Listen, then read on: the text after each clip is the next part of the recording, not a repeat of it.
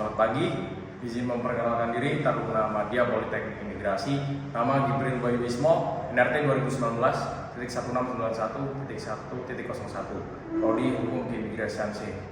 Mohon izin, pada kesempatan kali ini saya akan menjelaskan resume materi mengenai mata kuliah hukum internasional oleh Ibu Anita. Yang pertama, saya akan membahas keamanan tradisional dan non-tradisional. Dari awal, definisi security berarti bebas, artinya bebas dari bahaya dan bebas dari rasa takut. Definisi lain menjelaskan kemampuan mempertahankan diri atau survival dalam menghadapi ancaman yang nyata.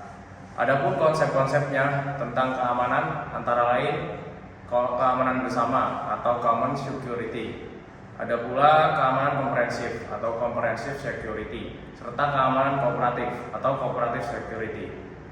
Selain itu, ada pun konsep lainnya, yaitu mengenai traditional security.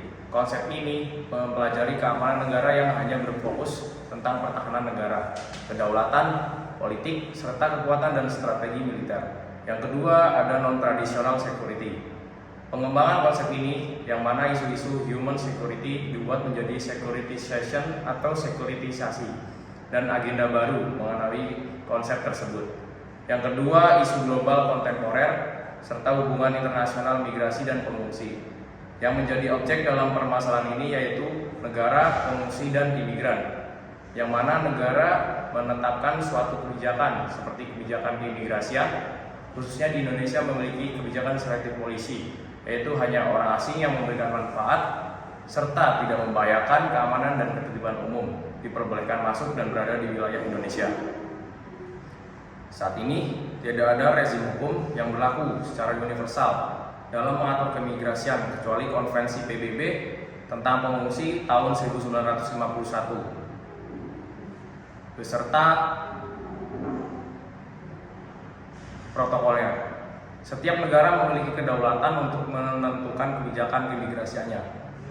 Berbicara soal imigrasi, maka tidak terlepas dari polemiknya, seperti adanya potensi ketegangan antara Indonesia dengan Australia, yang mana dalam hal ini masing-masing dari negara tersebut memiliki kebijakan yang menyinggung negara satu terkait migrasi. Contohnya seperti kebijakan Indonesia sebagai buffer zone dan Australia yang memiliki pushback the boat dan excess territories.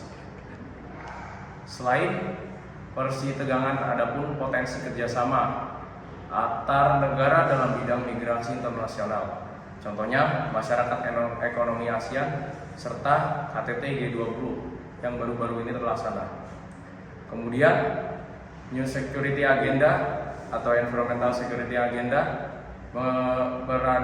ada konferensi bumi pertama yaitu pada tahun 1972, United Nations Conference on the Environment in Stockholm.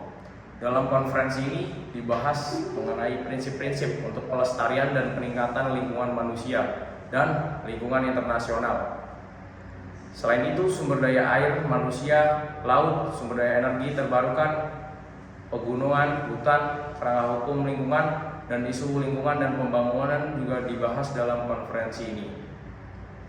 New Security Agenda menghasilkan beberapa konvensi, yang salah satunya adalah The Convention in Long Range Transboundary Air Pollution 1979 dan Wiener Convention for the Protection of the Ozone Layer 1985. Yang terakhir ada kerjasama internasional pada tahun 1971. Doherty dan Platzigav dalam Contending Theories of International Relations menjelaskan bahwa fokus teori hubungan internasional yakni mempelajari tentang penyebab dan kondisi yang menciptakan kerjasama. Sejalan dengan ini dijelaskan pada definisi kerjasama sebagai hubungan yang tidak didasarkan pada kekerasan atau paksaan dan disahkan secara resmi melalui beberapa alasan mengapa negara di dunia melakukan kerjasama dengan negara lainnya, yaitu untuk meningkatkan kepentingan ekonomi bersama dan mengurangi biaya dan ditanggung kedua negara, dan serta dapat mengatasi masalah antara kedua negara. Demikian yang dapat saya sampaikan. Apabila ada kekurangan mohon dimaafkan. Sekian, terima kasih.